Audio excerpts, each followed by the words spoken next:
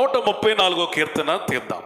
యెహోవా సేవకులారా, యెహోవా మందిరములో రాత్రి నిలుచుండవారలారా, మీరందరూ యెహోవాని సన్నుతించుడి.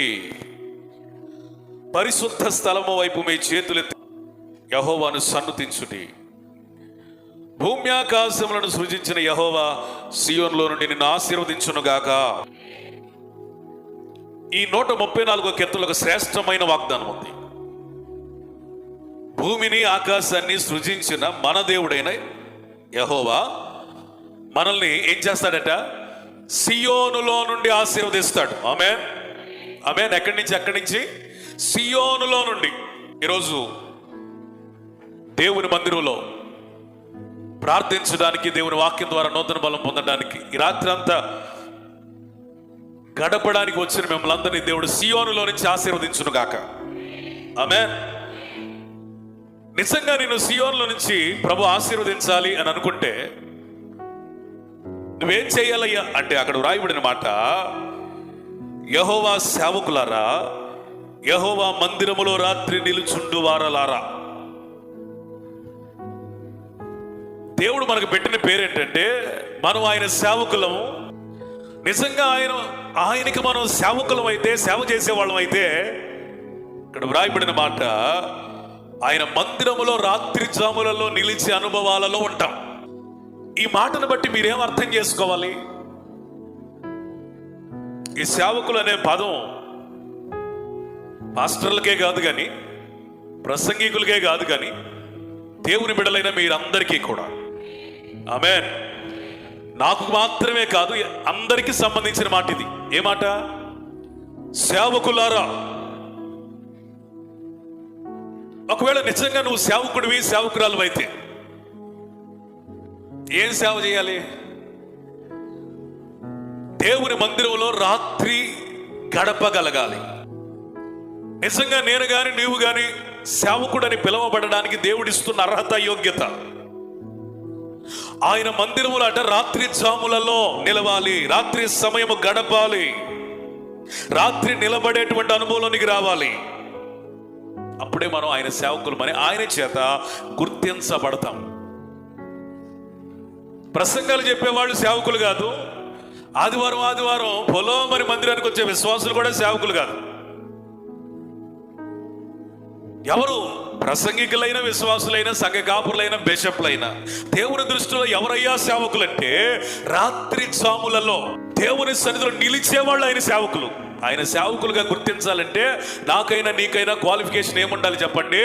రాత్రిళ్ళు దేవుని సన్నిధిలో ఆయన ఎదుట నిలబడాలి. ఈ వాక్యాన్ని మీరు సీరియస్గా తీసుకోవాలి. ఎట్లా? సిల్లీగా కాదు.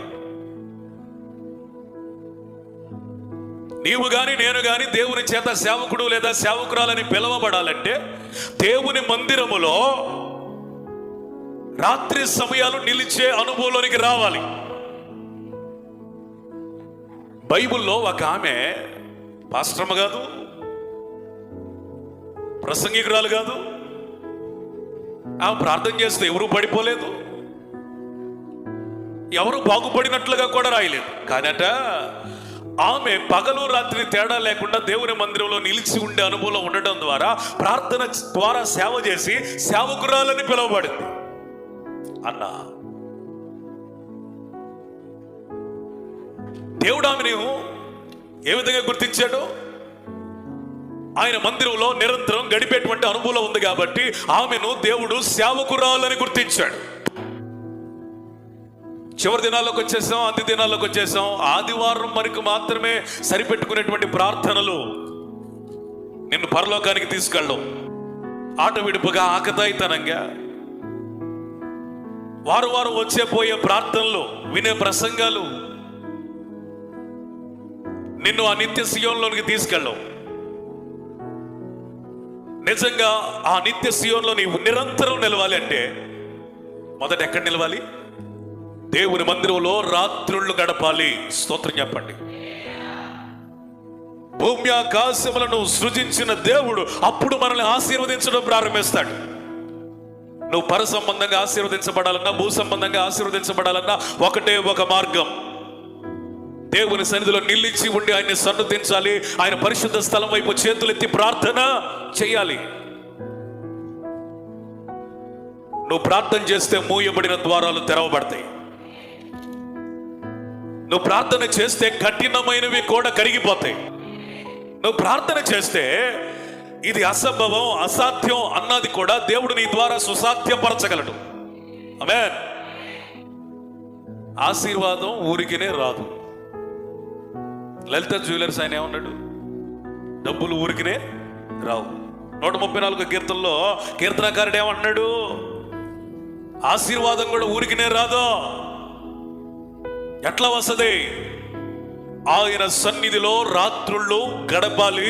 ఆయన పరిశుద్ధ స్థలము వైపు అనగా ఆకాశమందు ఆసీనుడైన దేవుని వైపు మన చేతులెత్తాలి. ఆయన సన్నుతించాలి. అంటే పాడతావో,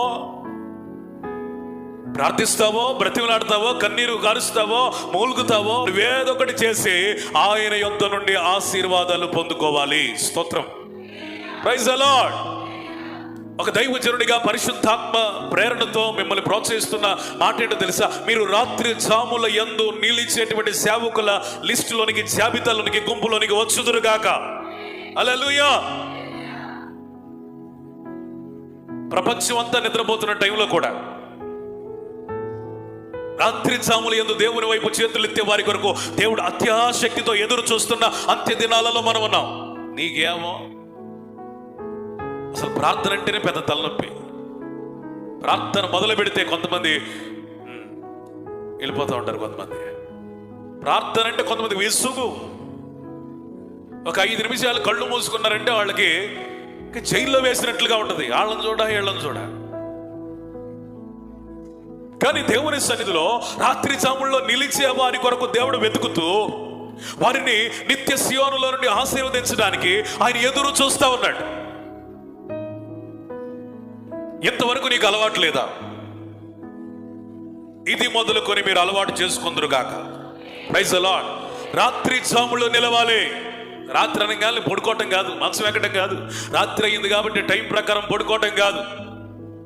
అప్పుడప్పుడైనా సరే,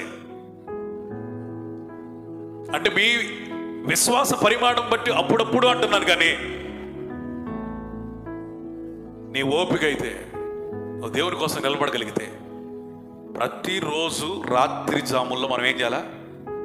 ఆయన సన్నిధిలో నిలబడాలి. 119వ కీర్తనలో దావీదు అంటాడు, అయ్యా నీ ఆశ్చర్య కార్యాలని నేను ధ్యానించడానికి మధ్యరాత్రి యందు మేల్కొందును. ఎప్పుడు మేల్కొంటాడంట? పని పాట ఏం లేదు ఆయనకి. దావీదు గారికి దేవుడు అంటే పిచ్చి. స్తోత్రం. Praise the lord. నిజంగా దేవుడు అంత పిచ్చి పిచ్చిగా ప్రేమించిన దైవజనుడు ఇంకొకళ్ళు కనపడరు. దావీదుకి దేవుడు అంటే అంత పిచ్చి. ఒక ప్రియురాల్ని ప్రేమించినటువంటి ప్రియుడు ఏ విధంగా పదే పదే ఆ ప్రియురాల్ని తలపోసుకుంటాడో, ఈ దావీదుకి ప్రియుడు ఎవరు అంటే యేసయ్య. స్తోత్రం చెప్పండి. ఆయన చేసిన ఆశ్చర్య కార్యాలంట తలపోసుకోవడానికి ఆయన టక్కుమని మధ్యరాత్రిలో లేచి మోకాళ్ళు వేసి ఆయన చేసిన కార్యాలన్నీ కూడా కృతజ్ఞతారూపంలో స్తుతులు చెల్లిస్తూ ఉంటాడంట. మధ్యరాత్రిలో నిలిచే దైవజనుడు దావీదు. వాళ్ళు ఊరికినే భక్తులు అవ్వలేదు, ఊరికినే ఆశీర్వదించబడలేదు, ఏదో కాకతాళీయంగా దేవుడు దీవించలేదు. ఆ కాలంలో భక్తుడు ఎవరూ లేక ఏ చెట్టు లేని చోట ఆమోదం చెట్టే మహావృక్షం అన్నట్టుగా వాళ్ళనేమి దీవించలేదు. కానీ వాళ్ళు దేవునికి వెల చెల్లించి దీవించబడ్డారు. స్తోత్రం. నీవు నేను ఆశీర్వదించబడడానికి దేవునికి మనం చెల్లించాల్సిన వెల రాత్రి జాముల యందు నిలిచి చేతులెత్తి పరిశుద్ధ స్థలంలో కోజాడే, బ్రతిమిలాడే అనుభవాన్ని సంపాదించుకోవాలి. ఆమేన్. ప్రార్థించే వాడికి దేవుడు సమీపంగా ఉంటాడు. నిజముగా మొర్ర పెట్టేవాడికి ఎట్లుంటాడు? దేవుడు సమీపముగా ఉంటాడు. రాజశాసనాలు కానీ, ప్రభుత్వాలు కానీ, ఆజ్ఞలు కానీ, రాజముద్ర కానీ, బరువైన బండ కానీ, లేకపోతే సమాధి బయట కాపలా కాస్తున్న కాపలాదారులు కానీ ఎవరు యేసయ్యను ఆపలేకపోయారు. స్తోత్రం చెప్పండి. Praise the lord. కానీ ఒక ప్రార్థించిన వానికి దేవుడు ఆగిపోతాడు. చేతులెత్తి స్తోత్రం చెప్పండి. హల్లెలూయా. ఈ ప్రపంచంలో ఏది యేసయ్యను ఆపలేదు, ఒక ప్రార్థించేవాడు ఆపుతాడు. దాటిపోకుండా ఆపగలడు. స్తోత్రం. Praise the lord. ప్రార్థనకున్న శక్తి అంటే తెలుసు, ఆగిపోయే దేవుడు నిలిచిపోతాడు. కార్యము చేయని దేవుడు చేయడం పూనుకుంటాడు. ఇక నీ సమయం అయిపోయింది సర్దుకోమన్న దేవుడే నీకు 15 సంవత్సరాలు ఆయుష్ ఇస్తానంటాడు. ఇక ఈ నగరాన్ని పట్టడాన్ని నేను పాడు చేస్తున్నాను ప్రకటించని చెప్పిన దేవుడే ఆ నగరానికి తిరిగి 100 సంవత్సరాల ఆయుష్ను పొడిగిస్తాడు. స్తోత్రం చెబుతారా? Praise the lord. ఈరోజు మీ జీవితంలో మనందరూ నేర్చుకోవాల్సినటువంటి పాఠం, దేవుని సేవకులుగా మార్చబడాలి. అనగా రాత్రి జాములలో ఆయన సన్నిధిలో నిలవాలి. ఈ అనుభవంలోకి వస్తే నీ ప్రార్థన విధానం మారిపోయింది. Praise the lord. హల్లెలూయా. ఈ అనుభవంలోకి వస్తే నీ ఆత్మీయ జీవితం అసలు నెక్స్ట్ లెవెల్కి వెళ్ళిపోయింది. అంతే. రాత్రి జాముల్లో ప్రార్థించే ఒక ప్రార్థనలో శక్తిని నేను అనుభవపూర్వకంగా చెబుతున్నా. రాత్రి ప్రార్థన చేసిన వాడి ప్రార్థన బలీయంగా ఉంటది, ఆత్మీయ జీవితం పటిష్టంగా ఉంటది, దేవునితో ఉన్న సంబంధం విడదీయరానట్టుగా ఉంటది. వాళ్ళ జీవితంలో ఒక అధికారపూర్వకమైనటువంటి అభిషేకాన్ని దేవుడిస్తాడు. ఆమేన్. హల్లెలూయా. రాత్రులు నిలవాలి. ఈరోజు చాలా మంది వాళ్ళ జీవితాల్లో ప్రార్థన చేయలేని పరిస్థితుల్లో, దేవుని సన్నిధిలో నిలబడలేని పరిస్థితుల్లో, ఎడతెగక ప్రార్థన చేయలేని పరిస్థితుల్లో యేసు ప్రభు ఎడతెగక ప్రార్థన చేయాలి అనే విషయాన్ని అర్థం కావడం కోసం ఒక ఉపమానం చెప్పాడు. ఏంటా ఉపమానం అంటే, ఒక విధవరాలు ఉంది ఒక పట్టణంలో. ఆమెకు ఒక సమస్య వచ్చింది. ఆ సమస్యను తీర్చుకోవడానికి ఒక న్యాయాధిపతి దగ్గరికి వెళ్ళింది. అతను ఎవరంటే దేవుని భయం లేనివాడు, మనుష్యులను లక్ష్య పెట్టనివాడు, అన్యాయస్తుడు. కానీ మాటికి ఈమె వెళ్ళడం చేత అతడు న్యాయము చేసి పంపించాడు ఆ విధవరాలకి. ఈ ఉపమానం గురించి ఆయన చెబుతూ ఏమంటాడంటే, లోకాసు వార్త 18వ అధ్యాయం 7వ వచనం. దేవుడు తాను ఏర్పరచుకొనిన, ఈ మాట మీరు అండర్లైన్ చేసుకోవాలి. దేవుడు తాను ఏర్పరచుకొనిన వారు దివారాత్రులు తన్ను గూర్చి మొరపెట్టుకొనుచుండగా, ఆయనకు ప్రార్థన చేయుచుండగా వారికి న్యాయము తీర్చడా. చేతులెత్తి అర్థమైన వాళ్ళు గట్టిగా స్తోత్రం చెప్పండి. దేవుని చేత ఏర్పాటు చేయబడిన వారికి ఉండవలసిన లక్షణం ఏంటంట? దివారాత్రము ఆయన సన్నిధిలో గోజాడాలి. స్తోత్రం చెప్పండి. ఇక్కడేమో దేవుని సేవకులని చెప్పాడు, ఇక్కడేమో దేవుని చేత ఏర్పాటు చేయబడిన వారు అని చెప్పాడు. పిలువబడిన వారు అనేకులు చెప్పాలి, ఏర్పరచబడిన వారు కొందరే. ఒకవేళ నువ్వు పిలువబడిన గుంపులో ఉండి పరలోకి వెళ్తానని అపోహపడుతున్నావా, భ్రమపడుతున్నావా? జాగ్రత్త. నువ్వే గుంపులోనికి రావాలి? ఏర్పాటు చేయబడిన వారి గుంపులోనికి రావాలి. నిజముగా దేవుని చేత ఏర్పాటు చేయబడిన వారి లక్షణం ఎట్లా ఉంటుందంటే, వారు దివారాత్రులు, డే అండ్ నైట్ ప్రార్థన చేస్తారు. Praise the lord. Praise the lord. Day time ప్రార్థన చేస్తారు, నైట్ టైం ప్రార్థన చేస్తారు. స్తోత్రం చెప్పండి. అసలు ప్రార్థన రుచి మరిగితే ప్రార్థన చేయకుండా మనం ఉండలేము. కాకపోతే నీకు టేస్ట్ అర్థం కావాలి. నీకేం అర్థం అవ్వాలి? టేస్ట్ అర్థం అవ్వాలి. ప్రార్థన రుచి మరిగితే, రుచి మరిగినోడు ప్రార్థన చేయకుండా ఆపలేడు. పగలు ప్రార్థన చేస్తాడు, రాత్రి ప్రార్థన చేస్తాడు. స్తోత్రం. దేవుడు ఏదన్నా తన చిత్తానుసారంగా మధ్యరాత్రి లేపిన దావీదులాగా అప్పుడు కూడా ఫ్రెష్ గా ప్రార్థన చేస్తాడు. దేవుడు తాను ఏర్పరచుకునే వారు తన్ను గూర్చి దివారాత్రములు మొర్రపెట్టగా వాడికి న్యాయము తీర్చడా. ఈరోజు నీకు ఆర్థిక సంబంధమైన విషయాల్లో అన్యాయం వెలుబడి చేస్తుందా? ఏది చేసినా, ఏ ప్రయత్నం చేసినా కలిసి రావటం లేదా? ఓ అప్పులు భయంకరంగా ఉన్నాయా? రోగాలు భయంకరంగా ఉన్నాయా? ప్రయత్నాలు విఫలమైపోతా ఉన్నాయా? ఏం చేసినా కానీ ఎదురు వస్తుందా? నీ జీవితంలో దీవెన అనేదే లేదా? ఆశీర్వాదాన్ని అనుభవించడం అగమ్య గోచరంగా కనబడుతుందా? కానీ 134వ కీర్తనలో రాయబడినట్లుగా ఆయన చెప్తున్న మాట ఏంటంటే, ఆయన సియోనులో నుండి నిన్ను ఆశీర్వదించడానికి ఇష్టపడుతున్న దేవుడై ఉన్నాడు. హల్లెలూయా. సియోనులో నుండి ఎవరిని ఆశీర్వదిస్తాడు? తాను ఏర్పరచబడిన వారికి తగినట్లుగా ఎవరైతే దివారాత్రము ప్రార్థన చేస్తారో వారిని గురించి శ్రద్ధ పుచ్చుకొని ఆయన న్యాయము తీర్చడం ప్రారంభిస్తాడు. ప్రార్థన తప్ప మరొక ప్రత్యామ్నాయం కానీ పరిష్కార మార్గం కానీ యేసయ్య చెప్పట్లా. నీ పిల్లల చదువు విషయమైన, ఉద్యోగాల విషయమైన,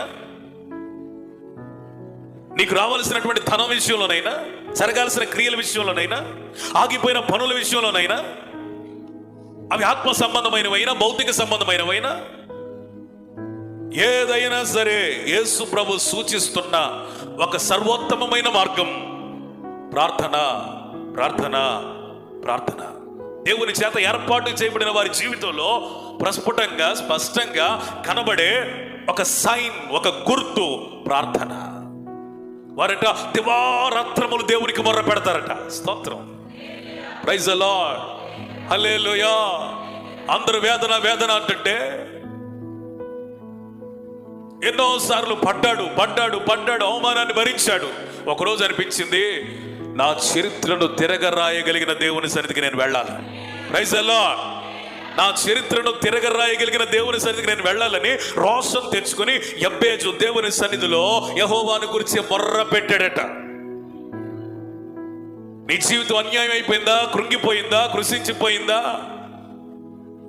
నిందాస్పదముగా మారిందా, అనేకులకు అవహేళనాస్పదంగా మారిందా, అనేకులు నిన్ను దీవించబడని వ్యక్తిగా నిన్ను చూస్తా ఉన్నారా? కానీ దేవుడు అంటున్నాడు, నిన్ను యెబ్బేజు వలె సహోదరులందరికంటే హెచ్చించాలి అని కోరుకుంటున్నాడు. తన సహోదరులందరికంటే అధమునిగా, అల్పునిగా, హీనునిగా, బలహీనునిగా ఉన్న యెబ్బేజుని సహోదరులందరికంటే హెచ్చించింది ఏంటి? రోషముతో కూడిన ప్రార్థన. నీ జీవితంలో నీ ఇంటి ముందోడు దీవించబడుతున్నాడు, వెనకోడు దీవించబడుతున్నాడు, కుడి ప్రక్కనోడు దీవించబడుతున్నాడు, ఎడం ప్రక్కనోడు దీవించబడుతున్నాడు, కానీ నువ్వు ఎందుకు దీవించబడలేదు? నీకు అసలు ఆశీర్వదించబడాలని కోరుకుందా లేదా? ఈ రాత్రి అడుగుతున్నాడు దేవుడు. 38 సంవత్సరాల నుంచి ఆ సొలొమోను మండపం పక్కన ఉన్నాయిలాగా, అయ్యా వాళ్ళు నన్ను తీసుకెళ్ళట్లేదయ్యా, వీళ్ళు నన్ను తీసుకెళ్ళట్లేదయ్యా, దూత దిగినప్పుడు నన్ను ఎవడూ దించట్లేదయ్యా. యేసయ్య అంటున్నాడు, వాడు దించట్లేదు వీడు దించట్లేదు కాదు నేను అడిగేది, అసలు నీకు దీవించబడాలన్న కోరిక ఉందా లేదా? నువ్వు అంటున్నావు కానీ అసలు నేనే నిన్ను దీవించడానికి వచ్చాను ఈ రాత్రి. స్తోత్రం. నీకు దీవించబడాలని ఉందా లేదా? ఇవన్నీ పక్కన పెట్టాను. ఉంది నాయన అన్నాడు. నీ పరిపెత్తుకున్నాడు అన్నాడు. చప్పట్లు కూడా దేవునికి స్తోత్రం చెప్తాం. ప్రైజ్ ది లార్డ్, హల్లెలూయా, హల్లెలూయా. ఇప్పుడు నీవు ఆధారపడవలసింది కోనేరు మీద కాదు, ఇప్పుడు నీవు ఆధారపడాల్సింది సొలొమోను మండపం మీద కాదు, ఇప్పుడు నువ్వు ఆధారపడాల్సింది దేవదూతల మీద కాదు, వారు చేయి అద్భుతముల మీద కాదు. నిజంగా నువ్వు ప్రార్థన చేస్తే వాళ్ళకి అప్పుడప్పుడే అద్భుతం. అక్కడ కోనేరు దగ్గర అద్భుతాలు ఎప్పుడెప్పుడు? అప్పుడప్పుడు. కానీ ప్రార్థించేసేవాడికి ఎప్పుడు ఉంటాయి. స్తోత్రం, ప్రైజ్ ది లార్డ్. ఆ దేవదూత వచ్చినప్పుడే, ఆ కదిలించినప్పుడే, అప్పటికి ఎవడు ముందు దూకుతాడు? వాడికే. మరి ఎన్ని వందల మంది ఉన్నారు? అన్ని వందల మందిలో ఎవరికి స్వస్థత? ఒక్కడికే. నేనేమంటానంటే, ఇప్పుడు కోనేరుతో పని లేదు, ఇక దేనితో పని లేదు. నిన్ను దీవిస్తానన్న దేవుడు నీ ముందు నిలిచి రాత్రి అడుగుతున్న మాట ఏంటంటే, నిజముగా నీవు దీవించబడాలి అంటే నీవు దేవుని చేత ఏర్పరచబడిన వారి గుంపులోనికి వచ్చి దివారాత్రము నీకు జరిగిన అన్యాయం, నీకు కలిగిన రోగం, నీకు కలిగిన పరిస్థితి, నీకున్న బలహీనత, వాటన్నిటి విషయమై దేవుని సన్నిధిలో మనం ఏం చేయాలంట? దివారాత్రము ఆయన గురించి మొర్ర పెట్టాలి. స్తోత్రం, ప్రైజ్ ది లార్డ్. ప్రార్థన చేశాను, జరగలేదు, ఇక ప్రార్థన ఆపేస్తున్నానని అనుకోవద్దు. కానీ అడుగుడి మీకు ఇవ్వబడును, తట్టుడి మీకు తీయబడును, వెదకుడి మీకు దొరకును అని చెప్పిన రీతిగా దేవుడు నీకు ఇవ్వడానికి సిద్ధంగా ఉన్నాడు. ఇచ్చేదాకా నువ్వేం చేయాలా? తెరచేదానికి సిద్ధంగా ఉన్నాడు. తెరచేదాకా ఏం చేయాలా? అడగాలి, ప్రార్థన చేయాలి. ప్రార్థన పొద్దు ఎడతెగక ప్రార్థన చేయండి. దేవుని చేత ఏర్పాటు చేయబడిన వాళ్ళు ఎట్లా ఉంటారంటే, వారికి కలిగినటువంటి ఒక కష్టం విషయంలో, నష్టం విషయంలో నిమ్మకు నీరెత్తినట్లుగా ఒక నిర్లిప్తతో, నిర్లక్ష్య స్వభావంతో ఏది జరిగితే అది జరిగిందిలే, తర్వాత చూసుకుందాంలే అని ఉండరు. ప్రార్థన వారికి ఒక ఆయుధం. Praise the lord. నీకు ప్రార్థన కనుక ఆయుధంగా ఉంటే అద్భుతాలు అలవాటైపోతాయి. ఆమేన్. నీకు నీ జీవితంలో దేవుడిచ్చిన నేర్పిన ప్రార్థన అనేది నీకు ఆయుధంగా ఉంటే అద్భుతాలు నీకు సర్వసాధారణంగా దేవుడు మార్చేస్తాడు. ఈ రోజున అనేక మంది ప్రార్థన చేయకపోవడం వలన వాళ్ళు పొందవలసిన దీవెనలు పొందలేకపోతున్నారు. ఈ రాత్రి దైవజనులుగా నేను మాట్లాడుతున్న మాట ఏంటంటే, నీ కొరకు దాచి ఉంచబడిన ఆశీర్వాదాలు ఇప్పటికీ దేవుని చేతుల్లోనే ఉన్నాయి. దేవుడు నిన్ను దీవించాలనుకుంటున్నాడు, దేవుడు నిన్ను ఆశీర్వదించాలనుకుంటున్నాడు, దేవుడు నిన్ను వర్ధిల్ల చేయాలనుకుంటున్నాడు, దేవుడిని ఖ్యాతి పెంచాలనుకుంటున్నాడు, దేవుడిని తలను పైకెత్తాలనుకుంటున్నాడు, దేవుడు నిన్ను శిఖరాగ్రమైన స్థానంలో ఉంచాలనుకుంటున్నాడు. దేవుడు నీ జీవితంలో అద్భుతము చేసి నిన్ను ఇది వరకటి వల్లే కాదు కానీ నూతనమైన సృష్టిగా మార్చాలని అనుకుంటున్నాడు. Praise the lord. దావీదు అంటాడు, అయ్యా నా ఎడల నీకున్న తలంపులు లెక్కించాలని అనుకుంటున్నాను కానీ అవి నాకు లెక్కకు మించున్నాయి. ఆ విధవరాలు దేవుని చేత ఏర్పాటు చేయబడినట్లుగా దివారాత్రము మొర్ర పెట్టింది కాబట్టి ఆమెకి అన్యాయస్తుడైన వాని చేతనే ఏం జరిగింది? మనుషులు ఎంత కఠినాత్ములైనా నువ్వు ప్రార్థన చేస్తే కఠినమైన మనుషుల గుండానే నీకు అద్భుతం చేస్తాడు. మనుషులు ఎంత అన్యాయస్తులైనా నువ్వు ప్రార్థన చేయగలిగితే అన్యాయస్తుల ద్వారానే నీకు దేవుడు న్యాయం చేకూరుస్తాడు. మనుషులు ఎంత నీ మీద పగ పెట్టుకున్నా, కక్ష పెట్టుకున్నా, ఆ పగ ప్రతీకారాలు కలిగిన వారి ద్వారానే నీకు దేవుడు అభిమానాన్ని, స్తోత్రం, అపరిమితమైన ప్రేమను చూపిస్తాడు. నీ జీవితంలో ఒక వ్యత్యాసాన్ని, ఒక ప్రత్యేకతని చూపించేది ప్రార్థన జీవితం. మనుషులు ఎలాంటి వాళ్ళు నీకు అనవసరం, పరిస్థితులు ఎలా కఠినంగా ఉన్నాయి కూడా నీకు అనవసరం, ఏదో జరిగిపోతుందన్న భయం కూడా నీకొద్దు. నీకు దేవుడు చేతిలో ఒకటి పెట్టాడు ఈ రాత్రి. ఏంటది? ప్రార్థన అనే ఆయుధం. నువ్వు నిజంగా దేవుని చేత ఏర్పాటు చేయబడిన వ్యక్తివైతే నువ్వు గుర్తుపెట్టుకోవాల్సిన విషయం, నువ్వు పగలు చేయాలి, రాత్రి ప్రార్థన చేయాలి. పనులు ఉన్నాయా? వెళుతున్నారా? మంచిదే. ఒకవేళ పనులు లేకుండా ఖాళీగా ఎవరన్నా ఇళ్ల దగ్గర ఉన్నారనుకోండి, మీరు చేయాల్సిన పని ఏంటో తెలుసా? పనులన్నీ ముగించుకున్న తర్వాత కనీసం ఒక గంట అయినా దేవుని సన్నిధిలో గడపాలి. స్తోత్రం చెప్పండి. హల్లెలూయా. మినిమం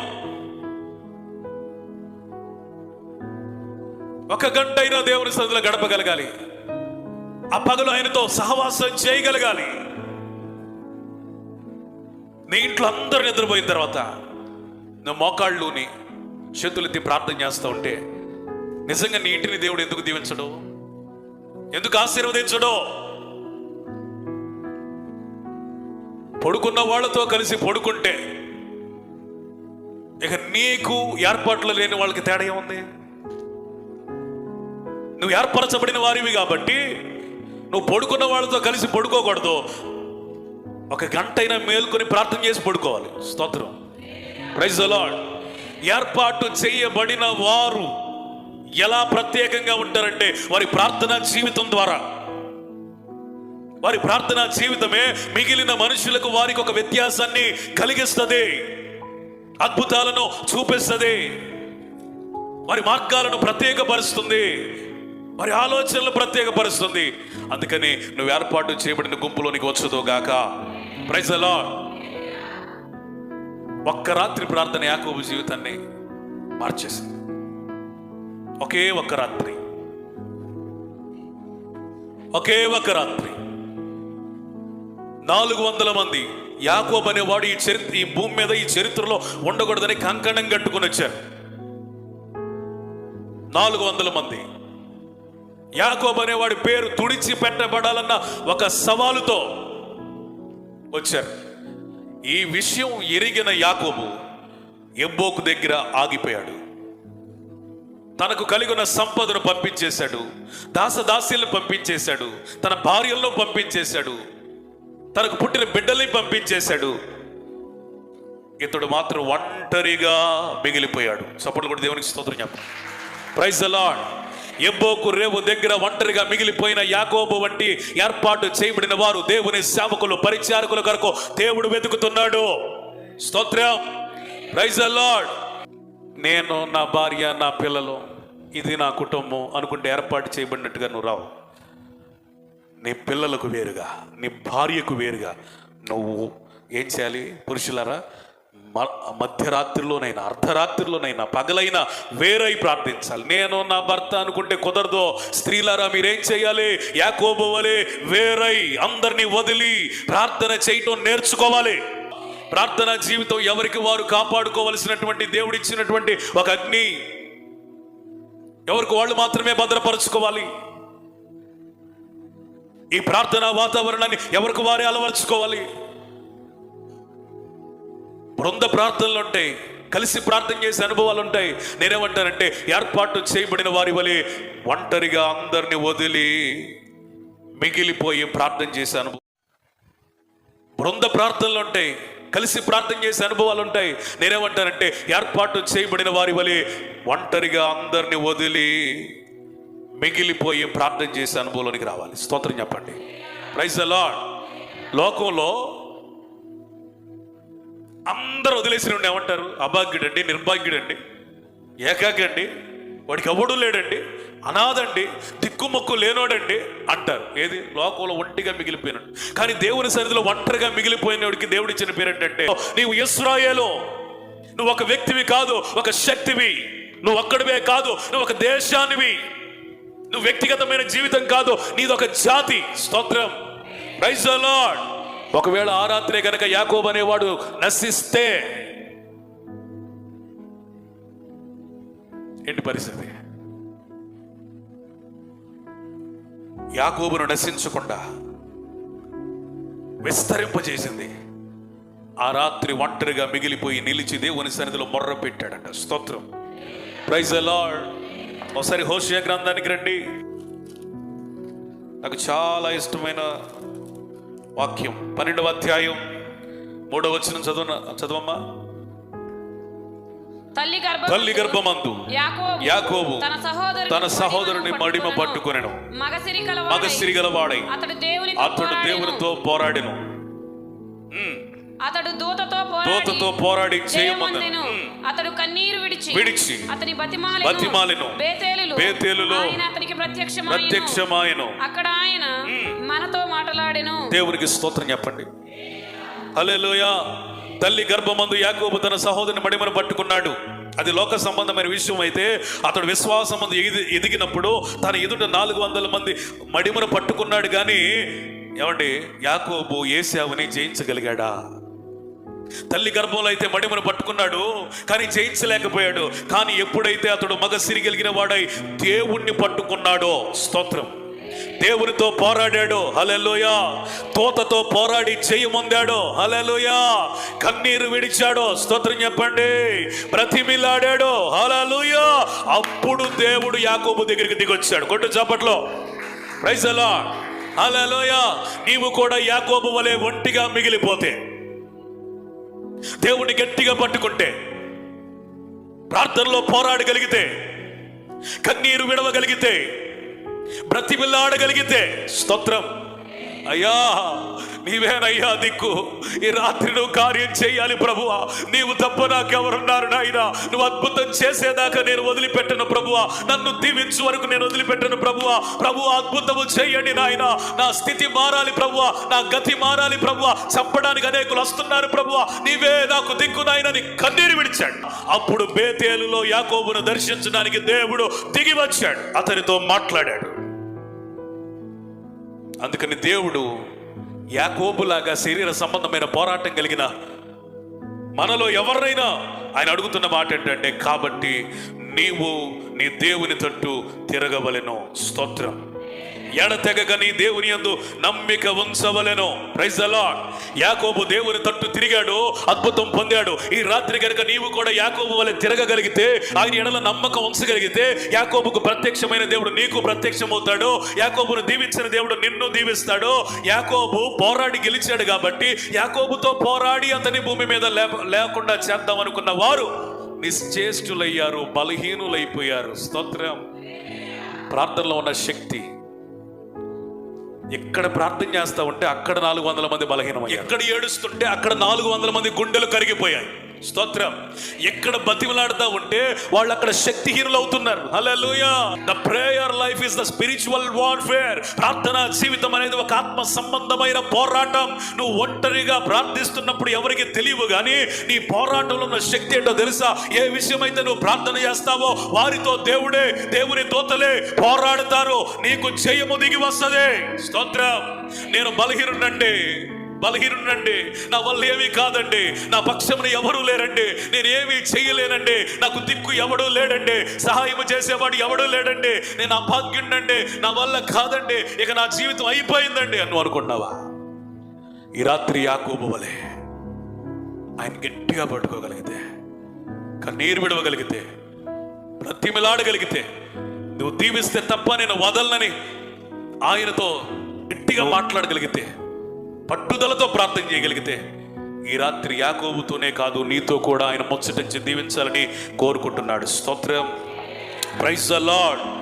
దేవుని దృష్టిలో ఎవరండి పట్టుదల కలిగిన వారంటే ప్రార్థన చేసేవాళ్ళు, ఎవరండి మగసిరి కలిగిన వాళ్ళు అంటే కన్నీరు విడవగలిగిన వాళ్ళు. ఈ లోకంలో ఏడ్చేవాడిని ఏమంటారు, రే ఏంటి అడిగిలో లాగా పెద్దగా ఏడుస్తున్నావు అంటారు. కానీ దేవుని సందులో ఏడ్చేవాడికి దేవుడు పెట్టిన పేరేంటి తెలుసా? ఇతడు మగసిరి కలిగిన వాడు. Praise the lord. Praise the lord. లోకంలో ఏడవడం అలవాటైపోయిన సోదరి, దేవుని సందులో ఏడు. వాళ్ళకి కష్టాలు బాధలు చెప్పుకొని సానుభూతి పొందేటువంటి ప్రయత్నాలు మాని దేవుని సన్నిధిలో నువ్వు ఏడవగలిగితే అసలు కనికరించవలసిన వాడే మన దేవుడే కనికరిస్తాడు. ఆమేన్, ఆమేన్. ఆయన గనక కనికరించాడా ఇక నీ చరిత్ర తిరగరాయబడింది. దేవునికి స్తోత్రం. Praise the Lord. నీ చరిత్ర తిరగరాయబడింది. హల్లెలూయా. ప్రభువా, నేను పాపినయ్యా, నన్ను క్షమించయ్యా, నా జీవితాన్ని మార్చయ్యా అని నువ్వు ప్రార్థన చేయగలిగితే ఈ రాత్రే, రేపు కాదు, ఈ రాత్రే. స్తోత్రం. రేపు ఉదయం కాదు, ఈ రాత్రే దేవుడు నీ జీవితాన్ని మార్చి పంపించబోతా ఉన్నాడు. స్తోత్రం. క్యాథరిన్ కొల్మన్ అనేటువంటి దైవ జనరాలు అనేకులతో పాప ప్రపంచంలో బ్రతుకుతూ ఉండగా ఒక దినమున ఆమె అనుకుందంట, నీ ఎంత దూరం రోడ్డు వస్తే అంత దూరం నేను వెళ్ళిపోవాలి, ఏదైనా పర్వాలేదు, నేను చచ్చిపోయినా పర్వాలేదు, ఈ రోడ్డు ఏ దేశానికి వెళ్తే ఆ దేశానికి వెళ్ళిపోవాలి, ఎంత దూరం అయితే అంత దూరం వెళ్ళిపోవాలని ఆమె ప్రయాణిస్తూ ఉండగా ఒక మూల దగ్గరికి రాగానే ఇంతకంటే దారి లేదు, ఇదే చివరి అనందంట. అప్పుడు మోకాళ్ళుని ప్రార్థన చేయడం ప్రారంభించింది. అయ్యా, నేను నీకు దూరం అవ్వాలని అనుకుంటున్నాను, నా జీవితాన్ని నేను ఇక అంతమొందించుకోవాలనుకుంటున్నాను, ఇక నాకు నిరీక్షణకు ఆస్పదం లేదు, ఇక నేను బ్రతకడం వ్యర్థమని అనుకున్నాను. ఇక్కడ నన్ను ఆపేసింది ఎవరో కాదు, నీవే. ఇది మొదలుకొని నా జీవితాన్ని నీకు ఇస్తున్నానయ్యా అని ఆ దినమున క్యాథరిన్ కొల్మన్ గారు మోకాళ్ళు వేసి ప్రార్థన చేసింది. స్త్రీలలో అంత బలంగా వాడబడిన దైవజనురాలు ఇప్పటి వరకు పుట్టలేదు అంటే అతిశయోక్తి కాదు. చప్పట్లు కొట్టి దేవునికి స్తోత్రం చెప్పండి. Praise the lord. Praise the Lord. ఆమె ప్రసంగించడానికి వస్తే హాలు బయట అంతా నింపబడేది. హల్లెలూయా. వేల మందిలో జనం ఒక స్త్రీ ప్రసంగిస్తా ఉంటే అనేకులు ఆమె వాక్కులు వినడానికి వచ్చేవాళ్ళట. స్తోత్రం చెప్పండి. హల్లెలూయా, హల్లెలూయా. ఆమె ప్రసంగం ముగించి స్వస్థత క్రియలన్నిటి సేవ అంతా ముగించబడిన తర్వాత హాలులో జనం ఉండేవాళ్ళు కదట. వాళ్ళు తెచ్చిన చేతికర్రలు ఉండేయంట, వాళ్ళు తెచ్చిన వీల్స్ చైర్ ఉండేదంట. ఇంతటి అభిషేకం ఎందుకు వచ్చిందంటే క్యాథరిన్ కొల్మన్ గారు ఆ యొక్క దినమున తన జీవితాన్ని అప్పజెప్పుకొని దేవునితో గడిపింది కాబట్టి ఆమె జీవితాన్ని సమూలముగా దేవుడు మార్చేశాడు. హల్లెలూయా, హల్లెలూయా. క్యాథరిన్ కొల్మన్ యొక్క జీవితాన్ని అభిషేకంతో నింపిన దేవుడు ఈ రాత్రి కనుక నువ్వు ప్రార్థన చేస్తే ఒక నూతనమైన అభిషేకంతో, కొలతలేని అభిషేకంతో నిన్ను కూడా ఆయన వాడుకొనగలడు, నిన్ను కూడా ఆయన ఆశీర్వదించగలడు, నిన్ను కూడా వర్ధిల్ల చేయగలడు, నిన్ను కూడా దీవించగలడు, నీ జీవితాన్ని కూడా మార్చగలడు. ఆయన నీకు దేవుడై ఉన్నాడు. Hallelujah, hallelujah, hallelujah. Submit yourself. ఏ బలహీనత ఒప్పుకో, ఎందులో ఓడిపోతున్నా ఒప్పుకో, ఎక్కడ పడిపోతున్నా ఒప్పుకో. నీ జీవితంలో లోపాలను బట్టి మనుషులు గేలి చేసినా పర్వాలేదు. ఈ రాత్రి దేవుని సదులను ఒప్పుకున్నట్లయితే ఆ దైవ జనరాలు లేపినట్లు నేను లేపుతాడు. స్తోత్రం. Praise the lord. హల్లెలూయా. దేవునికి మహిమ కలుగును గాక. సియోనులో నుంచి దేవుడు నిన్ను దీవించాలంటే ఆయన సేవకుడు లేదా సేవకురాలకు తగినట్లుగా మనం ఏం చేయాలంట? దివారాత్రం ఆయన సన్నిధిలో నిలిచి ఉండాలి. పరిశుద్ధ స్థలం వైపు చేతులెత్తి సన్నుతించాలి. విలాప వాక్యాలు 2వ అధ్యాయం 18. జనులు హృదయపూర్వకముగా యెహోవాకు మొరపెట్టుదురు. సియోను కుమారి ప్రాకారమా, నది ప్రవాహం వలె దివారాత్రము కన్నీరు పారనిము, విరామము కలగనీయకుము, నీ కంటి పాపను విశ్రమింపనీయకుము. దేవునికి స్తోత్రం చెప్పండి. సియోను కుమారి అనగా మై డియర్ చర్చ్, ప్రాకారమా. స్తోత్రం. Praise the lord. Hallelujah, hallelujah, hallelujah. చెప్పాలి గట్టిగా. హల్లెలూయా. అమ్మా, నీ కుటుంబానికి నువ్వు ఒక ప్రాకారం. తమ్ముడు, నీ కుటుంబానికి నువ్వు ఒక ప్రాకారం. సంగమా, నీ పిల్లలకు నువ్వు ఒక ప్రాకారం. నీ సేవకునికి నువ్వు ఒక ప్రాకారం. నీ సేవకురాలికి నువ్వు ఒక ప్రాకారం. మన పరిచయానికి నీవు ఒక ప్రాకారం. ఈ ఊరికి నువ్వు ఒక ప్రాకారం. స్తోత్రం. Praise the Lord. ప్రాకారము లేక పాడైపోయిన పట్టణం అనగా అర్థం ఏంటి? పట్టణాలు ప్రాకారాల చేత భద్రపరచబడతాయి. స్తోత్రం. హల్లెలూయా. పట్టణాలు, దేశాలు ప్రాకారాల చేత భద్రపరచబడితే ప్రపంచం ప్రార్థన పరుల చేత భద్రపరచబడింది. చప్పట్లు కూడా దేవునికి స్తోత్రం చెప్పండి. హల్లెలూయా, హల్లెలూయా, హల్లెలూయా. నీ భర్త కొరకు నువ్వు ప్రార్థన చేయి. నా భర్త మారడండి నువ్వు సర్టిఫికెట్ ఇవ్వక, నన్ను నిన్ను మార్చిన దేవుడు నీ భర్తను మారుస్తాడు. తాగుబోతైనా, తిరుగుబోతైనా, వ్యభిచారైనా, మాట వినని వాడైనా, కఠిన మనస్కుడైనా, ఏ పని పాట లేని వాడైనా, బాధ్యత లేని వాడైనా నీ భర్తను మార్చుటకు దేవుడు సిద్ధ మనసు కలిగిన దేవుడై ఉన్నాడు. అపవాది ముట్టకుండా నీ ఒక ప్రాకారము వలె ప్రార్థనతో నీ భర్తను ఏం చేయాలా? ఆవరించాలి. నా పిల్లలు పాడైపోతారేమో భయం వేస్తుంది పాస్టర్ గారు. వాళ్ళు ఎక్కడో దూర ప్రాంతంలో ఉన్నారు, మంచి చెడులు చేయడానికి ఎవరూ లేరు. ఏం చేయాలో అర్థం కాని పరిస్థితి. ఎవరు కంగారు పడాల్సిన అవసరం లేదు. పిల్లలైనా పెద్దోళ్ళైనా దగ్గరున్న చెడిపోతారు, దూరంగా ఉన్న చెడిపోతారు. ప్రార్థన చేస్తే చెడిపోరు. దగ్గర దూరం సమస్య కాదు. ప్రార్థనకున్న శక్తి ప్రపంచాలను స్పృశిస్తుంది. ఆమేన్. ప్రపంచంలో ఏ మూల ఉన్నా రూపాయి ఖర్చు లేకుండా ఈ ప్రార్థన యొక్క ప్రభావం ఆ దేశాన్ని, ఆ ఖండాన్ని, ఆ ప్రజలను, ఆ వ్యక్తిని, ఆ వ్యక్తి దేహాన్ని, ఆ పరిస్థితుల్ని, ఆ వాతావరణాన్ని సమూలంగా స్పర్శించి మార్చగలిగిన శక్తి నాకు తెలిసి ప్రార్థనకు తప్ప వేరొక దానికి లేదు. కాబట్టి నీ పిల్లల గురించి పూర్తి బాధ్యత నువ్వు తీసుకోవాలంటే only by the prayer, through the prayer. ప్రార్థన చేతనే, ప్రార్థన ద్వారానే. సియోనులో ఉన్న ప్రజలకు దేవుడు పెట్టిన పేరు ప్రాకారమా. నది ఏ విధంగా ప్రవహిస్తుందో నువ్వు రాత్రంతా దివారాత్రమంతా కన్నీరు కారనివ్వాలి. స్తోత్రం చెప్పండి. Praise the Lord. ప్రార్థన చేస్తుంటే కన్నీరు రావటం లేదా, ఏడుపు రావట్లేదా? ప్రభువుని అడుగు. ఎందుకు ప్రభువా నా గుండె ఎంత కఠినమైపోయింది, నీ సన్నిధిలో ఏడవలేనంత కఠినమైపోయింది అయ్యా. నశించిపోయిన ఆత్మల పట్ల ప్రార్థించలేనంత కఠినమైపోతుంది అయ్యా. పాడైపోతున్నటువంటి నా కుటుంబం ఎదురుగా కనబడుతున్న కన్నీరు రావటం లేదు ప్రభువా. యవనస్తులైన నా పిల్లలు పాడైపోతున్నా నా కన్నీరు రావటం లేదు ప్రభువా. ఎందుకింత స్వార్థపరురాలయ్యాను, ఎందుకింత కఠిన మనస్సు అయింది అయ్యా, నాకు ఒక మాంసపు గుండెనివ్వవా అని రాత్రి అడిగితే కఠిన గుండెలను దేవుడు తీసుకొని మాంసపు గుండెల మెత్తని గుండెలు ఆయన ఇస్తాడు. నమ్మిన వాళ్ళు స్తోత్రం చెప్పండి. హల్లెలూయా, హల్లెలూయా. అడుగు ప్రభుని, ఏడ్చే కృపను అడుగు. ఆయనకి కన్నీరు కార్చి ప్రార్థన చేసే వాళ్ళంటే ఇష్టం. కన్నీరు ఆయన్ని స్తంభింపజేస్తుంది, కదిలింపజేస్తుంది. ఆయన తీసుకున్న నిర్ణయాలను కూడా ప్రక్కన పెట్టి వాయిదా వేయించుకునేటట్లుగా కన్నీరు చేయగలిగింది. హిజ్కియా ప్రార్థన చేశాడు, నీ కన్నీరు చూశాను, స్తోత్ర, నీ కన్నీరు చూశాను. వాస్తవానికి నీ జీవితం తీసుకుందాం అనుకున్నాను, కానీ మరొక 15 సంవత్సరాలు ఆయుష్ పొడిగిస్తున్నారు. స్తోత్ర. కన్నీటిని చూసి కార్యాలు జరిగించిన దేవుడు.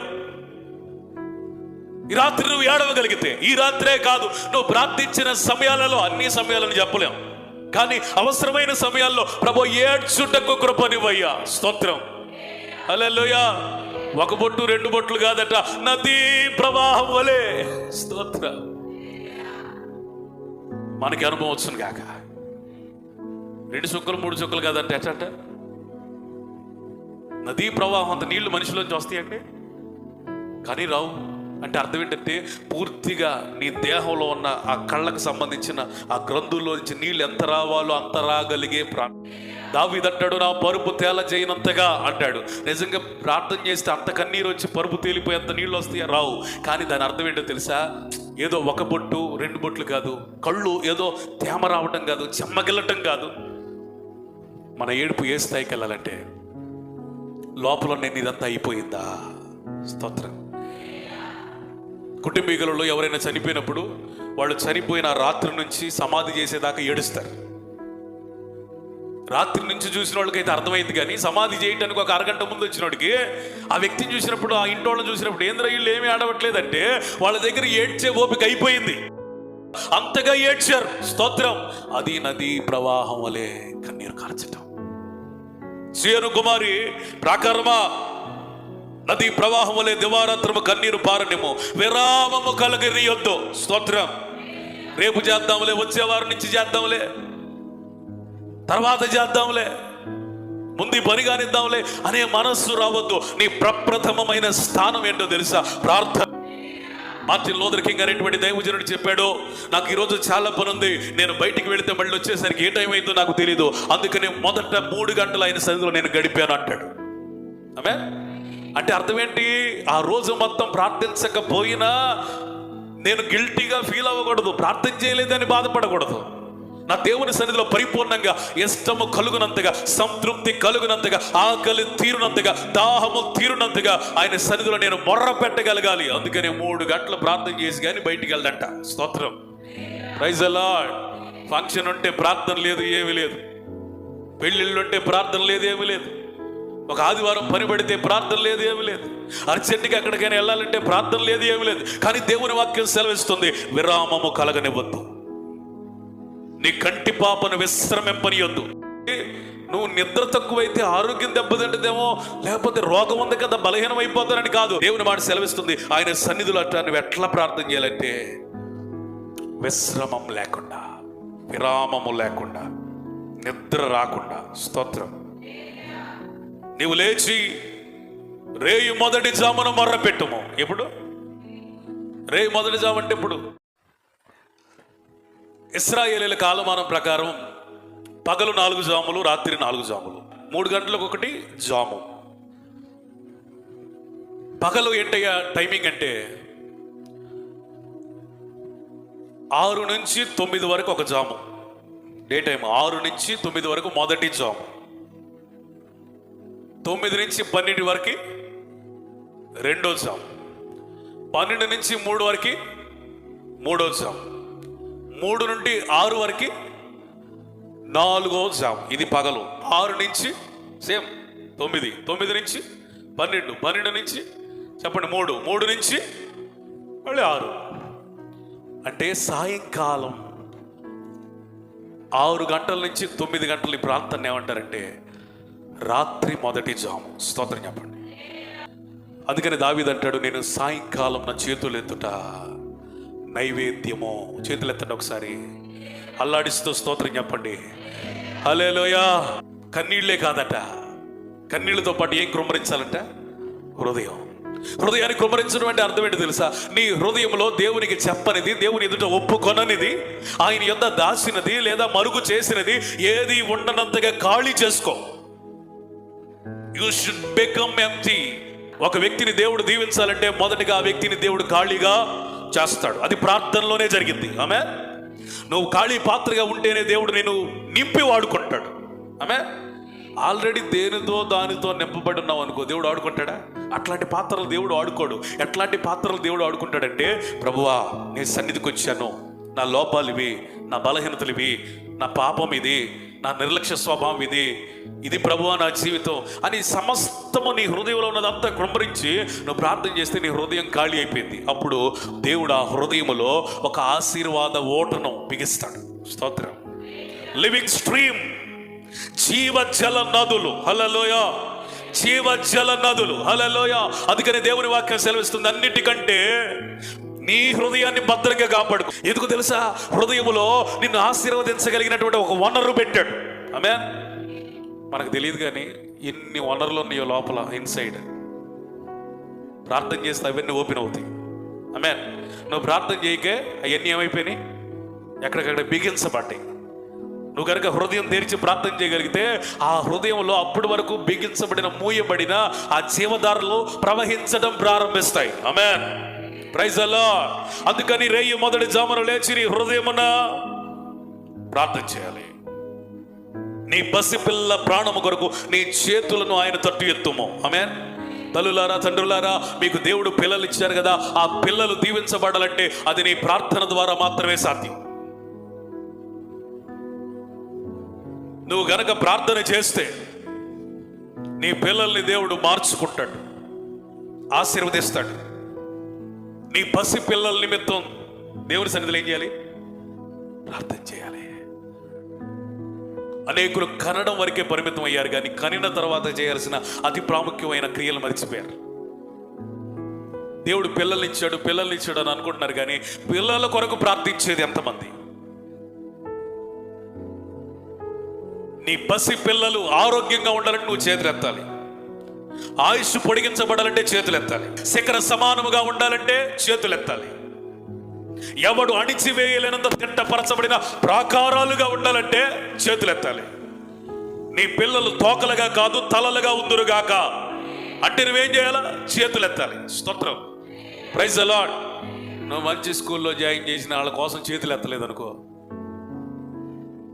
ఫీజు వేస్ట్, ప్రయాస వేస్ట్. మంచి బట్టలు కొనిచ్చి సమాజంలో గొప్ప వ్యక్తులుగా వాళ్ళని కనబరిచావనుకో, అది పై రూపానికే పరిమితమైంది.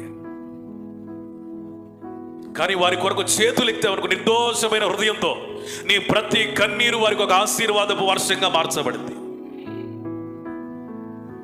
నువ్వు వేసే ప్రతి కేక వారి జీవితంలో విజయోత్సవం. స్తోత్రం, విజయపు ధ్వని. హల్లెలూయా. ఒక తల్లిగా తండ్రిగా దేవుడు నీకు నాకు ఇచ్చిన బాధ్యత, నువ్వు చనిపోయేంత వరకు నీ పిల్లల కొరకు ఏడవలసిందే, మొర్ర పెట్టాల్సిందే, కన్నీరు కార్చాల్సిందే. దేవుని సన్నిధిలో నీ పసిపిల్లల కొరకు చేతులు ఎత్తాల్సిందే. ఎందుకో తెలుసా? ప్రతి వీధి మొగను ఆకలిని వారు మూర్ఛిల్లుచున్నారు. ఒకటి నీ పిల్లలు, రెండోది ఏంటో తెలుసా? నీ పిల్లలు కానీ ఇతరులు కానీ ఆత్మీయంగా ఎదగని పసివారు. ఎవరండి? మీరు ఇంకా చిన్న పిల్లలే అంటాడు పౌలు కొరింథీ సంఘంతో. మీరు ఇంకా చిన్నోళ్ళే, చిన్న పిల్లలు, ఆత్మీయతలు ఎదగని వారు.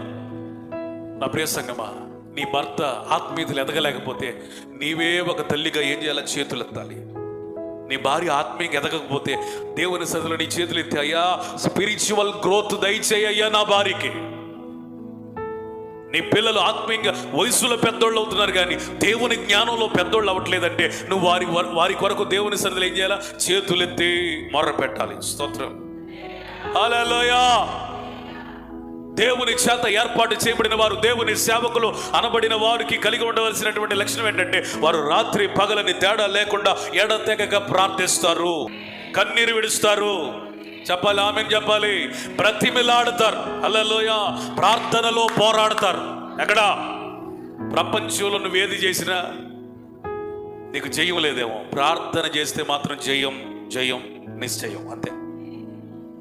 మనుషులు నిన్ను అడ్డుకుంటారు, వాళ్ళకి అంత బలం ఉంది. నీ ప్రయత్నాలు అడ్డుకుంటారు, వాళ్ళకి అంత అధికారం ఉంది. కానీ నీ ప్రార్థన అడ్డుకునే దమ్ము ధైర్యం ఎవరికి లేదు. స్తోత్రం, హల్లెలూయా, హల్లెలూయా. నీ ప్రార్థనని అడ్డుకునే దమ్ము ధైర్యం ఎవరికి లేదు. నిన్ను ఎవడైనా తాకాలంటే మొదటగా నీ ప్రార్థనా ప్రాకారాన్ని దాటగలగాలి. స్తోత్రం. అసలు నీకు ప్రాకారమే లేదంటే ఈజీగా దాటేస్తాడు. వస్తాడు పోతాడు, వాడి ఇల్లేక నీ జీవితం. అసలు ప్రార్థన చేసి అగ్ని ప్రాకారం వేసి మనకు రమ్మన్నాడు, వస్తాడేమో. నువ్వు రమ్మన్నా రాలేడు. యోబుకున్న అన్ని కంచెలు పోయినాయి. ఆస్తికున్న కంచె పోయింది, పిల్లలకున్న కంచె పోయింది, పొలాలకున్న కంచె పోయింది, తీసేశాడు దేవుడు. శరీరానికి ఉన్న కంచె కూడా తీసేశాడు, అందుకే రోగం వచ్చింది. ప్రార్థన కంచె మాత్రం తొలగిపోలేదు. ప్రైజ్ ది లార్డ్, హల్లెలూయా. అందుకనే తిరిగి పిల్లల్ని ఇచ్చాడు, తిరిగి ఆస్తినిచ్చాడు, తిరిగి ఐశ్వర్యం ఇచ్చాడు, తిరిగి భాగ్యవంతుడిగా మార్చాడు. ఊజు దేశంలో అంతటి ధనవంతుడు అంతకు ముందు లేడు, తర్వాత లేడు. One and only richest man, blessed man by God is Job. దేవుడిని చేత ఆశీర్వదించబడిన యోబు వంటి వాడు ఊజు దేశంలో పుట్టలేదు, పుట్టబోడు. స్తోత్రం చెప్పండి. Praise the Lord. కారణం ఏంటి తెలుసు? అన్ని ప్రాకారాలు తొలగిపోయినా అతడు ప్రార్థనా ప్రాకారాన్ని గట్టిగా పట్టుకున్నాడు. మ్యాన్, హల్లెలూయా. నీకే ప్రాకారం ఉన్నా పోయినా పెద్ద ఇబ్బంది ఏం లేదు, కానీ ఏ ప్రాకారం ఉండాలి? ప్రార్థన ప్రాకారం, ద వాల్ ఆఫ్ ప్రేయర్. ఏదో మందిరానికి వస్తున్నాను పోతున్నాను అన్నట్టుగా ఉంటే నీకు పరలోకం లేదు, ఆశీర్వాదం లేదు, ఐశ్వర్యం లేదు, అభివృద్ధి లేదు. నువ్వు ఎక్కడ కష్టాలు ఉంటాయి అక్కడే ఉంటావు, నీకు ఎక్కడ ఏడుస్తున్నావు అక్కడే ఏడుపు, నువ్వే అప్పుల్లో ఉంటావు అక్కడే ఉంటావు. నువ్వు ప్రార్థించు చూడు, దేవుడు అద్భుతాలు స్టార్ట్ చేస్తాడు. ఆమేన్. నువ్వు ప్రార్థన ప్రారంభించు, అద్భుతాలు ప్రారంభించే పని అయింది. అందుకని యాకోబు పత్రిక రాయబడింది, అరే మీరు గొడవ పెట్టుకుంటారు, పొట్లాడతారు, అసూయ పడతారు, అవసరమైతే యుద్ధం చేస్తారు, ఇంకా అవసరమైతే నరహత్య కూడా చేస్తారు. ప్రార్థన చేయడం మాత్రం నీకు చేత కాదురా నాయనా. నువ్వు హత్య చేయొద్దు, అసూయ పడొద్దు, గొడవ పడొద్దు, వ్యాజ్యం ఆడొద్దు. ఒకటే చెయ్యి, మీలో ఎవరికైనానో జ్ఞానము కొదువుగా ఉంటే దేవుణ్ణి అడగండి, ఎవరిని గద్దెంపగా ఆయన ధారాళంగా ఇస్తాడు. స్తోత్రం చెప్పండి. జ్ఞానం అనే ప్లేస్లో ఏదైనా పెట్టుకో. ప్రార్థన తక్కువైందా ఇస్తాడు, వాక్య ప్రత్యక్షలు తక్కువైనా ఇస్తాడు, ఆత్మీయ ఎదుగుదల లేదా ఇస్తాడు, అప్పులు తీరటం లేదా ఇస్తాడు.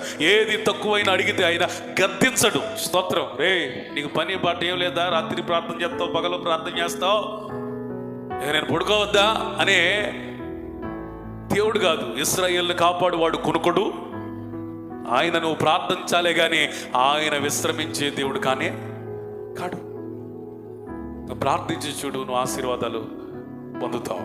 ఒకసారి యోవేలు గ్రంథం 1:13. యాజకులారా గోనెపట్ట కట్టుకొని అంగలార్చుడి, బలిపీఠమునొద్ద పరిచర్య చేయువారులారా రోదనము చేయుడి, నా దేవుని పరిచారకులారా గోనెపట్ట వేసుకొని రాత్రంతా గడుపుడి. దేవునికి స్తోత్రం చెప్పండి. Praise the Lord. ఇక్కడ మీకు ప్రార్థన ఎవరెవరు చేయమని దైవజనుడు ప్రవక్త యోవేలు పలుకుతున్నాడో నేను చెప్తా వినండి. 2వ వచనం, పెద్దలారా. రౌండప్ చేసుకో.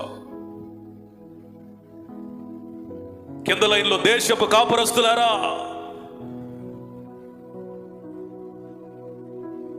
5వ వచనం, భక్తులారా.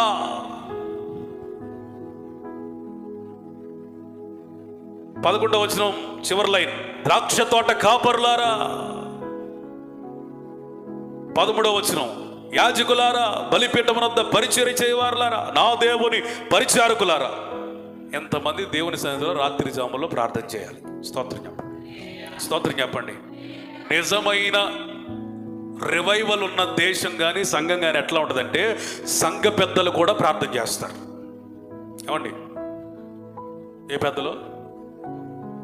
పెద్దలారా ప్రార్థన చేయండి, దేశపు కాపురస్తులారా ప్రార్థన చేయండి, భక్తులారా ప్రార్థన చేయండి, ద్రాక్ష తోట కాపురులారా ప్రార్థన చేయండి, యాజకులారా ప్రార్థన చేయండి, బలిపీఠం వద్ద పరిచర్య చేయవారులారా ప్రార్థన చేయండి, నా దేవుని పరిచారకులారా ప్రార్థన చేయండి. స్తోత్రం. Praise the Lord. అంటే నువ్వు ఏది చేసినా సంఘంలో ప్రార్థన. ప్రార్థన అంటే పాస్టర్ గారు ఒకటే చేసేది కాదు. దేవుడు నాకు చెప్తున్నాడు, సేవకురాలకి చెప్తున్నాడు, ఇక్కడ పరిచర్య చేసే ఆయా విభాగాల్లో ఉన్న ప్రతి ఒక్కరికి కూడా చెప్తున్నాడు, విశ్వాసులకు ఈ మంది రక్షించబడిన వాళ్ళకు కూడా చెబుతున్నాడు. ఏమనో తెలుసా? మీరు రోదనము చేయుడి. స్తోత్రం చెప్పండి. స్తోత్రం చెప్పండి. ఎందుకు రోదన చెయ్యాలి? దేశంలో పంటలు పండటం లేదు, ఆత్మ సంబంధమైన సమృద్ధి లేదు. అవన్నీ విడమర్చి చెప్పే సమయం కాదు. ఆల్రెడీ యోవేలు గ్రంథం మీద మీకు బైబిల్ స్టడీ చెప్పాను, ఒక ప్రసంగం చెప్పాను, 2-3 ప్రసంగాలు ప్రార్థన గురించి చెప్పాను. ఇవన్నీ మీకు మళ్ళీ చెప్పాలని నేను అనుకోవట్లేదు, మీకు అర్థమైపోయింది. దేశంలో ఏమీ లేదు, ఆహారము లేదు, అనగా ఆత్మ సంబంధమైన సమృద్ధి లేదు. నేనేమంటానంటే, ఇంత సంతోషంగా బ్రతుకుతున్నావే, నీకు చాలినంత వాక్యం దొరుకుతుందా? పాస్టర్ గారు చెప్పేది కాదు, లేకపోతే యూట్యూబ్లో చూసేది కాదు. నీవు దేవుని దగ్గర నేర్చుకుంటుంది, సంపాదించుకుంటుంది, ఆయన నీతో మాట్లాడే ఆత్మ సంబంధమైన సమృద్ధి. నేను చాలినంత ప్రార్థన చేయగలుగుతున్నానన్న సంతృప్తితో గడప దాటి బయటికి వెళ్ళగలుగుతున్నావా? మనం అంత్య దినాల్లో ఏ సమృద్ధి ఉండాలి? వాక్య సమృద్ధి, ప్రార్థనా సమృద్ధి. దేవునికి స్తోత్రం చెప్పండి. Praise the lord. చాలినంత పరిశుద్ధత నాకుంది అన్న సంతృప్తి నీకుందా? క్రొత్త ద్రాక్షారసం మీ నోటికి రాకుండా నాశనమాయను, అనగా నూతనమైన అభిషేకం లేదు. ప్రతి దినము మనం నూతనమైన అభిషేకమును పొందుకొనుదుముగాక. స్తోత్రం. హల్లెలూయా. ప్రతి దినము నూతనమైన అభిషేకం, new anointing, fresh anointing, fresh oil from God. దేవుని యొద్ద నుండి ఒక నూతనమైన తైలం. స్తోత్రం చెప్పండి. హల్లెలూయా. ఇశ్రాయేలీయులకి ద్రాక్షారసం అనేది ఒక ప్రెస్టేజ్ ఇష్యూ, అంటే వారి గౌరవ మర్యాదలకు సంబంధించినటువంటి విషయం. అందుకనే కానా విధిలో ద్రాక్షారసం అయిపోతే కంగారు పడిపోయారు. యేసు ప్రభువు వచ్చి అద్భుతం చేశాడు. స్తోత్రం చెప్పండి. Praise the Lord. అక్కడ నూతనమైన ద్రాక్షారసం పుట్టడానికి గల కారణం, ఆయన మీతో చెప్పున్నది చేయుడి. హల్లెలూయా. స్తోత్రం చెప్పండి. ఇప్పుడు ఆయన ఏం చెబుతున్నాడంటే, మత్తులారా మేలుకోండి, మీకు ఒక నూతన ద్రాక్షారసం ఇస్తాను, కొట్లలో ధాన్యం ఇస్తాను, కానుగలలో ద్రాక్షారసము పొంగి పొర్లేటట్లుగా చేస్తాను. ఎంతమందికి నూతనమైన అభిషేకం కావాలి? చేతులెత్తి స్తోత్రం చెప్పండి. నీ మత్తును విడిచిపెట్టు, నీ నిద్ర మత్తును విడిచిపెట్టు, నీ సోమరితనాన్ని వదిలిపెట్టు. వేకువనే లేచి ప్రార్థన చేయటం మొదలుపెట్టిన ఎవరి జీవితంలోనైనా ఇది మొదలుకొని ప్రతి దినము ఒక నూతనమైన అభిషేకం పరిశుద్ధాత్ముడు ఇవ్వబోతున్నాడు. ఇచ్చునుగాక ఒక న్యూ రివైవల్, హల్లెలూయా, న్యూ అనాయింటింగ్, హల్లెలూయా, నూతనమైన ప్రత్యక్షతలు, హల్లెలూయా, నూతనమైన అభిషేకం, హల్లెలూయా. నీవు అంగలార్చాలి. ఎందుకు తెలుసా? దేవుని సేవ జరగటం లేదు, నరులకు సంతోషమేమీ లేదు, ఆత్మ సంబంధమైన ఆనందం లేదు. అందుకని యాజకులమైన మనము, బలిపీఠమునందు పరిచర్య చేయవారమైన మనము, దేవుని పరిచారకులమైన మనము రాత్రి అంతా గడపడానికి ఇష్టపడాలి. స్తోత్రం చూతారా? Praise the Lord. నైవేద్యమును పానార్పణమును మీ దేవుని మందిరమునికి రాకుండా నిలిచిపోయాను. ఉపవాస దినము ప్రతిష్ఠించండి, వ్రత దినమును ఏర్పాటు చేసుకోండి. యెహోవాను బతిమాలు కొరటకై పెద్దలను, దేశంలోని జనులందరినీ మీ దేవుడైన యెహోవా మందిరంలో సమకూర్చుడి. ఈ విధంగా మనం ప్రార్థన చేయగలిగితే 2వ అధ్యాయం 26వ వచనం మన జీవితంలో నెరవేరింది. నా జనులు ఇక ఎన్నటికీ సిగ్గునందరు. స్తోత్రం చెప్పండి.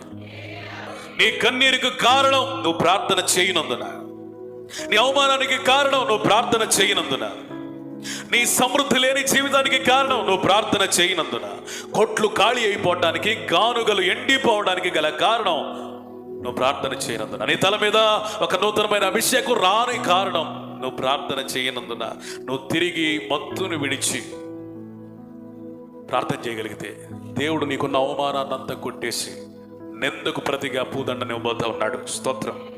ఘనతని ఇవ్వబోతా ఉన్నాడు. హల్లెలూయా. ప్రార్థన మాత్రమే ఒక కుటుంబాన్ని గణపరచగలదు. హల్లెలూయా. ప్రార్థన మాత్రమే ఒక సేవకుని గణపరచగలదు. ప్రార్థన మాత్రమే ఒక విశ్వాసిని గణపరచగలదు. ప్రార్థన మాత్రమే ఒక ఘనమైన పరిచర్య మన సంఘంలో జరిగేటట్లుగా చేయగలదు. కేవలం ప్రార్థనమే విజయవంతమైన ఒక దేవుని మనుష్యునికి రహస్యం. అంతే, ప్రార్థన తప్ప ఇంకొకటి లేదు. చివరికి ఒక్క మాట మీకు జ్ఞాపకం చేసి నేను ముగిస్తాను. యెషయా గ్రంథం 62:6-7. యెరూషలేమా, నీ ప్రాకారముల మీద నేను కావలి వారిని ఉంచాను, రేయైనా పగలైనా వారు మౌనముగా ఉండరు. స్తోత్రం చెబుతారా? నిజంగా నీ గురించి, నా గురించి ఇంత ధైర్యంగా దేవుడు సాక్ష్యం చెప్పగలడా? సంగమా, మీ కొరకు ప్రార్థించే వారిని నేను పెట్టాను. ఈ వచనపు గుంపులో అందరము ఉందుముగాక. స్తోత్రం. Praise the Lord. ఎవరికైనా కష్టం వచ్చినప్పుడు నాకే కష్టాలు బాలేదమ్మా, నేనేం చేస్తానమ్మా నీకోసం అనకూడదు. మనం ప్రార్థన చేసేవాళ్ళు మన సంఘంలో చాలా మంది ఉన్నారు. మనం ప్రార్థన చేద్దాం, అద్భుతం జరిగిందని చెప్పాలి. నాకే కష్టాలు వచ్చినాయి, నాకు పోయిపోయి నాకు చెప్పాము అనమాకండి. ఏం చెప్పాలి? దేవుడు మనకి ప్రార్థించే పాస్టర్ గారిని ఇచ్చాడు, ప్రార్థించే సంఘ విశ్వాసులు మనకున్నారు, దేవుడు మన కొరకు ప్రార్థించే వారిని నియమించాడు, అద్భుతం ఖచ్చితంగా చేస్తాడు, నువ్వు దిగులు పడద్దని చెప్పాలి. ఆమేన్. హల్లెలూయా. అదే దేవుడు చెప్తున్నాడు, యెరూషలేము సంఘమా, నేను విజ్ఞాపనకర్తలను పెట్టాను. స్తోత్రం. వారు రేయి పగలు మౌనంగా ఉండగా ప్రార్థన చేస్తారు. హల్లెలూయా. 7వ వచనం, యెహోవా జ్ఞాపకకర్తలారా. జ్ఞాపకకర్తలారా అంటే ఏంటి తెలుసా? దేవునికి జ్ఞాపకం చేసేవాళ్ళు. ఏం చేసేవాళ్ళు? అయ్యా, నన్ను దీవిస్తానని చెప్పావు కదా, ఏంటి ఇంకా దీవించలేదు? ఒక చిన్న పిల్లవాడు వాళ్ళు కోరుకున్న తిండి కొరకు, లేదా వస్తువుల కొరకు, ఆట బొమ్మ కొరకు తన తండ్రిని లేదా తల్లిని అనేక సార్లు జ్ఞాపకం చేసేటువంటి వ్యక్తులుగా ఉన్నట్టుగా మనము కూడా దేవుడు మనకిచ్చిన వాగ్దానాల విషయం ఎత్తిపట్టి ఆయనకి జ్ఞాపకం చేయాలి. స్తోత్రం. జ్ఞాపకం అంటే ఆయనకి ఏదో మతిమరుపని కాదు, మరిచిపోయాడని కాదు, కానీ ఆ వాగ్దానాల పట్ల నీకెంత ఆసక్తి ఉందో ఆయనకి అర్థం అవ్వాలి. హల్లెలూయా. స్తోత్రం చెప్పండి. మోషే జ్ఞాపకకర్త, అందుకని ప్రజల మీద వచ్చే తెగుల్ని దేవుడు ఆపేశాడు. హల్లెలూయా. అయ్యా, నువ్వు వీళ్ళని చంపేస్తే అరణ్యంలో ఐగుప్తు వాళ్ళకి ఆ సంగతి ఎప్పటికైనా వినబడింది. వాళ్ళు ఏమంటారు? ఇక్కడ ఉన్నప్పుడే సుఖంగా ఉన్నారు, అరణ్యానికి వెళ్ళి ఆకులు రాలిపోయినట్టు రాలిపోయారు, వాళ్ళ దేవుడేం దేవుడు అంటారు. ఈ మాట నీకు రావడం నాకు ఇష్టం లేదయ్యా. నువ్వు చేసిన వాగ్దానము వారి జీవితంలో నెరవేర్చు. స్తోత్రం. Praise the Lord. దేవునికి వాగ్దానమును జ్ఞాపకం చేయగలిగిన వారే అద్భుతాలు పొందుతారు. స్తోత్రం చెప్పండి. స్తోత్రం చెప్పండి. మొదటి రాజుల గ్రంథంలో అదోనియా అనేవాడు ఒకడు అంటాడు. వాడు దావీదు కుమారులలో ఒకడు. దావీదు ముదసలి వయసులో వృద్ధాప్యమందు ఉండగా దావీదు యొక్క బలహీనతను బట్టి ఇతడు గర్వముతో రాజుగా మారాలని కోరుకున్నాడు. దావీదు కూడా ఏమీ వారించలేకపోయాడు, వృద్ధాప్యమందు ఉన్నాడు. అతడు తనకు తానే రాజు కావాలని ప్రయత్నించినప్పుడు బత్షెబా దావీదు యొద్దకు వెళ్ళింది. స్తోత్రం, ప్రైజ్ ది లార్డ్. దావీదు దగ్గరికి వెళ్ళి, అయ్యా, నా కుమారుడైన సొలొమోనుని కదా నువ్వు రాజు చేస్తానంది, ఇప్పుడు అదోనియా రాజు అవ్వడానికి ప్రయత్నం చేస్తున్నాడు కదా అని కన్నీరు పెట్టుకుంది. ఎప్పుడైతే ఆమె ప్రార్థన లేదా మనవిని, కన్నీటిని దావీదు చూశాడో వెంటనే ఒక అద్భుతమైన మాట అంటాడు. మొదటి రాజుల గ్రంథానికి రండి, 1వ అధ్యాయం 30వ వచనం.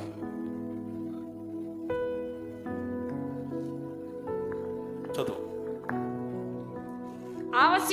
ఆవశ్యకముగా కుమారుడైన సొలొమోను నా తరువాత ఏలువాడై నాకు ప్రతిగా నా సింహాసనము మీద ఆసీనుడగునని ఇశ్రాయేలీల దేవుడైన యెహోవా నామము తోడని నేను నీకు ప్రమాణము చేసిన దానిని ఈ దినముననే నేను నీకు ప్రమాణము ఎప్పుడో చేశాను, అయితే ఈ దినమునే దాన్ని నెరవేర్చబోతున్నాను. చెప్పండి కూడా దేవునికి స్తోత్రం చెప్పండి.